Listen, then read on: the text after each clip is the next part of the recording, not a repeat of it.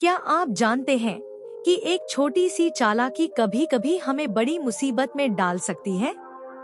लेकिन समझदारी और मेहनत से हर मुश्किल का हल निकाला जा सकता है। आज की कहानी व्यापारी और उसका गधा आपको सिखाएगी कि कैसे स्मार्ट तरीके से सोचकर बाधाओं को पार किया जा सकता है। तो चलिए इस दिलचस्प कहानी को आखिर तक देखें और इससे मिलने वाली गहरी सीख को अपने जीवन में अपनाएं। व्यापारी और उसका गधा बाधाओं को स्मार्ट तरीके से कैसे पार करें। किसी समय की बात है, एक छोटे से गांव में एक व्यापारी रहता था। वह नमक का व्यापार करता था और रोज अपने गधे की मदद से नमक की बोरियां पास के शहर ले जाकर बेचता था। उसका गधा बहुत मेहनती था और व्यापारी का मुख्य सहायक था। हालांकि व्यापारी को कभी-कभी गधे की धीमी चाल और आलस पर गुस्सा भी आता था। हर सुबह व्यापारी अपने गधे पर नमक की भारी बोरियां लादता और उसे शहर की ओर ले जाता। गांव से शहर जाने का रास्ता एक नदी के पार था।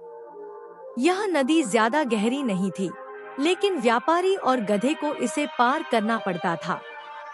एक दिन जब व्यापारी अपने गधे के साथ नदी पार कर रहा था, गधे का पैर फिसल गया और वह पानी में गिर गया।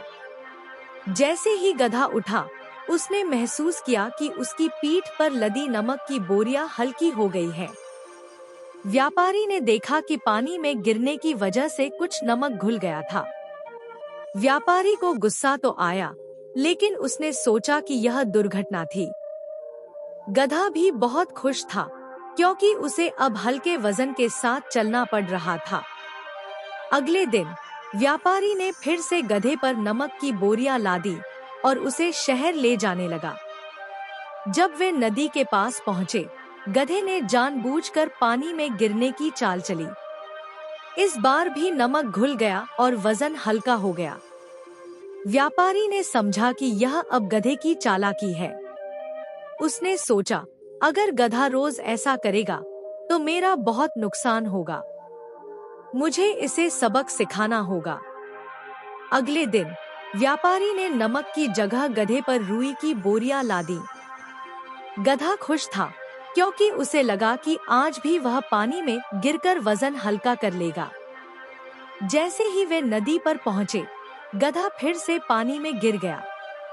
लेकिन इस बार जैसे ही वह उठा, उसने महसूस किया कि उसकी पीठ पर वजन बढ़ गया है। पानी में भीगने के कारण रुई भारी हो गई थी। गधे को अपनी गलती का एहसास हुआ। वह समझ गया कि उसकी चालाकी हमेशा काम नहीं आएगी। व्यापारी ने मुस्कुराते हुए कहा, यह सबक तुम्हें याद रहेगा। काम में ईमानदारी से लगना चाहिए, वरना चालाकी कभी-कभी उल्टा परिणाम देती है। इस कहानी से हमें यह सीख मिलती है कि चालाकी और धूर्तता से काम नहीं बनता।